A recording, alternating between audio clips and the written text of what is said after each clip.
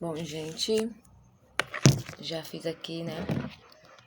Hoje eu fiz só isso aqui, a banana, que eu comi a metade. Uma banana, assei.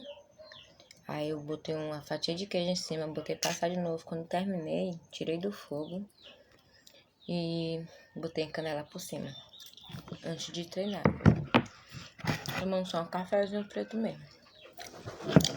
A nutricionista disse, né, mas também comer coisa pesada, porque como eu tô indo malhar de manhã, né, gente?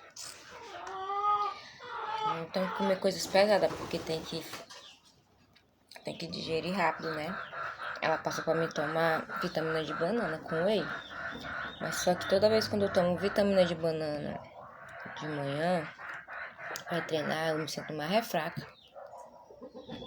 Eu me sinto mais fraca se eu não comer alguma coisa mesmo. Só líquida não dá certo, não. Aí hoje eu fiz isso aqui, pra ver se dá certo. Ao tempo que eu vou me ajeitando, pentear meu cabelo, botar o tênis, vai fazendo efeito. Aí eu vou malhar. Não. Mas tá muito gostoso. Toda vez quando eu vou inventar alguma coisinha assim diferente, que eu nunca fiz e nem comi, eu penso que vai sair ruim, mas sai uma delícia. A galinha, aqui no beco, onde eu fico no quarto, é cheio de galinha. Da minha sogra.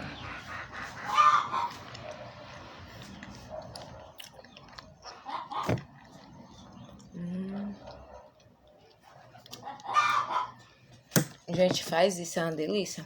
Eu amei. Chega viciante.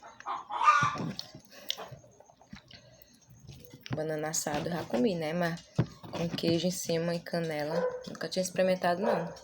É uma delícia.